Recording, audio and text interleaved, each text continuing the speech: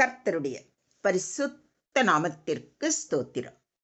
இன்றைய நாளின் தியானத்திற்கென்று தெரிந்து கொள்ளப்பட்ட வேத வசனம் சங்கீதங்களின் புத்தகம் 18ஆம் சங்கீதம் 29ஆம் வசனம். சங்கீதம் 18:29. உம்மாலே நான் ஒரு சேனைக்குள் பாய்ந்து போவேன், என் தேவனாலே ஒரு மதிலை தாண்டுவேன். With your help I can advance against a troop. With my God I can scale a wall. உம் துணையுடன் நான் எப்படையையும் நசுக்குவேன், என் கடவுளின் துணையால் எம்மதிலையும் தாண்டுவேன். ஆமென். இந்த 18ஆம் சங்கீதம் தாவீது ராஜா கர்த்தரை ஸ்தோத்தரித்து பாடிய ஒரு ஜெய பாடல். அவனைச் சுற்றியிருந்த பகைவர்கள், போர்கள், துரோகங்கள், உயிருக்கு ஆபத்தான சூழ்நிலைகள் இவற்றிலிருந்து கர்த்தர் அவனை விடுவித்த அனுபவத்தின் வெளிப்பாடே இன்றைய தியான வசனம். இது குறித்து சற்று ஆழமாக தியானிப்போம். உம்மாலே நான் ஒரு சேனைக்குள் பாய்ந்து போவேன் என்று சொல்லியிருப்பதை கவனியுங்கள். சேனை என்பது பலத்தையும் எண்ணிக்கையையும் குறிக்கும். தனி மனிதனாக இருந்த தாவீது தேவனுடைய பலத்தினால் ஒரு முழு சேனையையும் எதிர்கொள்ளும் தைரியத்தை பெற்றான். இது மனித வல்லமை அல்ல, தேவ வல்லமை மனித பலவீனத்தை மீறி செயல்படுகின்றது என்பதற்கான சாட்சியே இன்றைய தியான வசனம். தேவன் நம்மோடு இருந்தால் எதிரிகளின் எண்ணிக்கை நம்மை அச்சுறுத்த முடியாது. என் தேவனாலே ஒரு மதிலை தாண்டுவேன் என்று கூறியிருப்பதை கவனியுங்கள். மதில் என்பது தடைகள், அடைக்கலங்கள், எட்ட முடியாத சுவர்கள், மனிதரால் தாண்ட முடியாத எல்லைகள். தேவன் தாவீதுக்கு அந்த தடைகளை தாண்டும் கிருபையை கொடுத்தார். நம்மால் முடியாதது தேவனால் சாத்தியமாகிறது.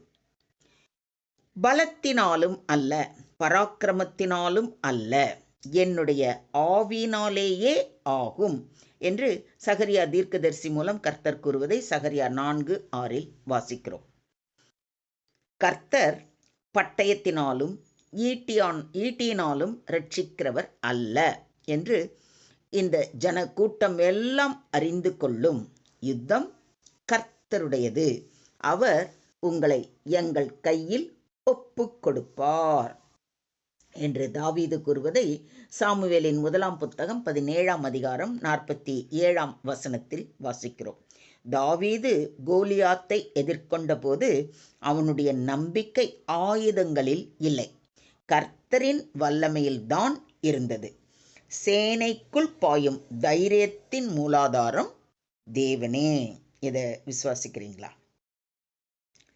பலங்கொண்டு திடமனதாய் இரு, திகையாதே, கலங்காதே.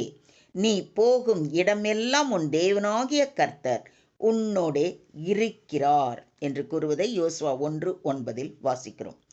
தேவன் உடன் இருப்பது என்ற வாக்குத்தத்தமே மதில்களை தாண்டும் விசுவாசத்தின் அடித்தளம். பெரிய பர்வதமே, நீ எம்மாத்திரம், செருபாபேலுக்கு முன்பாக நீ சம பூமியாவாய் என்று கூறுவதை சகரியா 4:7 வாசிக்கிறோம். மலை போன்ற தடைகள் கூட தேவனுடைய சித்தத்திற்கு முன்பு சமமாகி விடும்.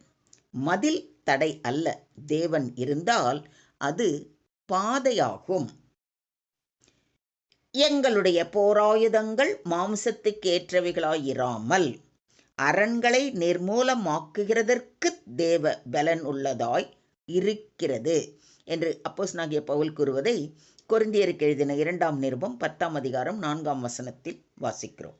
ஆவிக்குரிய போராட்டங்களில் மனித வல்லமை போதாது, தேவ வல்லமை மட்டுமே அவசியம்.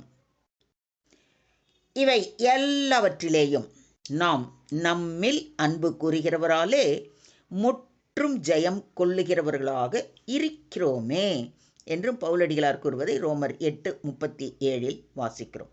ஜெயம் என்பது வெறும் தப்பித்தல் அல்ல, மிகுந்த ஜெயம், ஓவர்வெல்மிங் விக்டரி. மொத்தத்தில் இன்றைய தியான வசனம் மூலம் நாம் கற்றுக்கொள்ளும் பாடம், தேவன் இல்லாமல் நாம் பலவீனர். எண்ணிக்கையை கண்டு பயம், தடைகளால் மன சோர்வு ஏற்படும். ஆனால் தேவன் நம்மோடு இருக்கும் பொழுது நம்மை எதிர்க்க யாராலும் முடியாது. தாவீது சொல்வது போல, யுத்தம் கர்த்தருடையது, எல்லாவற்றையும் அவரே பார்த்து கொள்வார். தேவன் நம்முடைய பட்சத்தில் இருந்தால் நமக்கு விரோதமாயிருப்பவன் யார்? யோசிச்சு பாருங்க. தேவன் நம்மோடு இருந்தால் எதிரிகள் பெரியவர்களாக தோன்றினாலும் பயம் விசுவாசமாக மாறும். தேவன் நம்மோடு இருந்தால் மதில்கள் ஒரு தடையே இல்லை. நம் வாழ்க்கையின் மதில்கள் பொருளாதாரம், உடல் நலம், குடும்ப பிரச்சனைகள், ஊழிய தடைகள். ஆனால் தேவன் நம்மோடு இருக்கும் பொழுது வழிகளை திறக்கிறார், இல்லையெனில் மேலே தூக்கி வைக்கிறார். ஜெயத்தின் ரகசியமே என் தேவனாலே என்ற வார்த்தைதான். நமது பலம் அல்ல, நமது திறமை அல்ல, என் தேவனாலே எல்லாம் ஆகும்.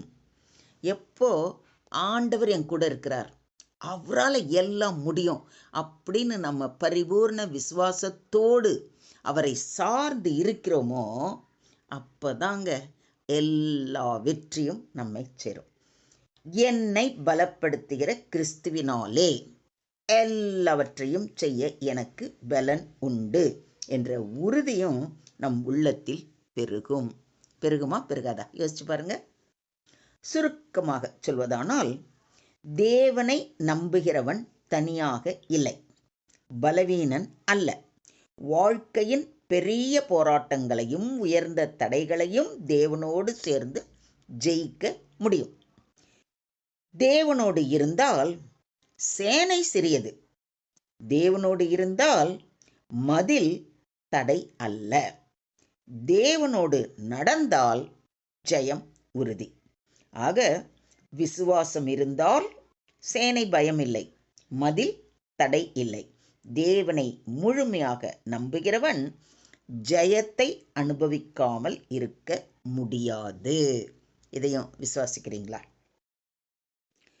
Today's verse teaches us that with God's strength, no enemy is too strong and no barrier is too high. Victory does not come from our ability but from God's power working through our faith. When God is with us, we can face armies and overcome walls. Do you believe this? ஸ்தோத்திரம் ஆண்டவரே, ஸ்தோத்திரம் கர்த்தாவே, ஸ்தோத்திரம் ஸ்தோத்திரம் ஸ்தோத்திரம். எங்களை அதிகமாய் நேசிக்கிற எங்கள் அன்பின் தகப்பனே, உம்மை நன்றியோடு துதிக்கிறோம், ஸ்தோத்திரிக்கிறோம் அப்பா. கர்த்தராகிய பரலோக பிதாவே, எங்கள் வாழ்க்கையில் எங்களுக்கு எதிராக நிற்கும் சேனைகளையும் எங்களை தடுக்கிற மதில்களையும் உமது வல்லமையால் தகர்க்கும் தேவனாக இருப்பதற்காக உம்மை ஸ்தோத்தரிக்கிறோம், துதிக்கிறோம், வணங்குகிறோம் அப்பா. எங்கள் பலவீனங்களில் உமது பலத்தை வெளிப்படுத்த வேண்டுகிறோம். பயத்திற்கு பதிலாக விசுவாசத்தில் உறுதிப்பட கிருபை தர வேண்டுகிறோம். தடைகளுக்கு நடுவிலும் ஜெபிக்கிற கிருபையை எங்களுக்கு அருளும். எங்கள் வாழ்க்கை முழுவதும் என் தேவனாலே என்ற சாட்சியோடு வாழ உதவி செய்ய வேண்டி எங்களை முற்றிலுமாக தாழ்த்தி உம்முடைய கரங்களிலே ஒப்பு கொடுக்கிறோம். நீங்க பொறுப்பெடுத்துக்கோங்க, நீங்க வழி நடத்துங்க. சகல துதி கன மகிமை யாவையும் ஒருவருக்கே செலுத்துகிறோம். மீட்பர் இயேசுவின் மூலம் ஜெபம் கேளும் எங்கள் ஜீவனுள்ள தகப்பனே, ஆமென்.